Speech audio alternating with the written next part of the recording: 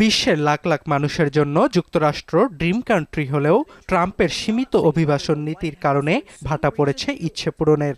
গেল সপ্তাহে এপালে হাওয়া লাগায় গ্রিন কার্ড বা যুক্তরাষ্ট্রে স্থায়ী বসবাস নিয়ে ইউএস সিটিজেনশিপ অ্যান্ড ইমিগ্রেশন সার্ভিসের এক বিজ্ঞপ্তি।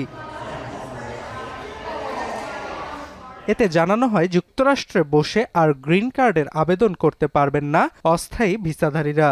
তাদেরকে কার্ডটি পেতে নিজ দেশে ফিরে গিয়ে মার্কিন দূতাবাসের মাধ্যমে আবেদন করতে হবে। তবে নানা মহলে বিতর্কের মাঝেই চলতি সপ্তাহে ইস্যুটি নিয়ে কিছুটা নমনীয় বার্তা দেয় হোমল্যান্ড সিকিউরিটি বিভাগ। জানায় এটি কোনো ঢালাও পরিবর্তন নয়। সিদ্ধান্তটি কার্যকর হবে কিনা তা নির্ভর করবে সংশ্লিষ্ট ইমিগ্রেশন কর্মকর্তার ওপর।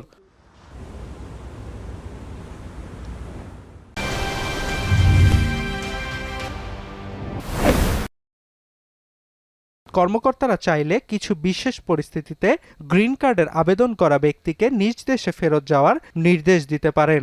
মূলত যাদের ভিসার মেয়াদ ফুরিয়ে গেছে বা যারা যুক্তরাষ্ট্র থেকে সরকারি সুযোগ সুবিধা বেশি গ্রহণ করছেন তারাই এর আওতায় পড়বে।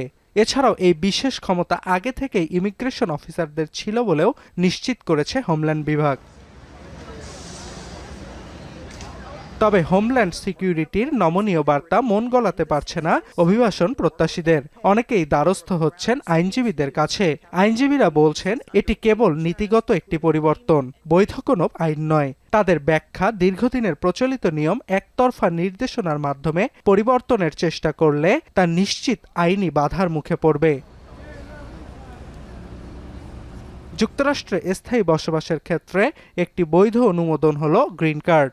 এটি প্রাপ্তির ৫ বছর পর একজন ব্যক্তি মার্কিন নাগরিকত্বের জন্য আবেদন করতে পারেন। অর্ণব প্রসাদ, এখন বিশ্ব।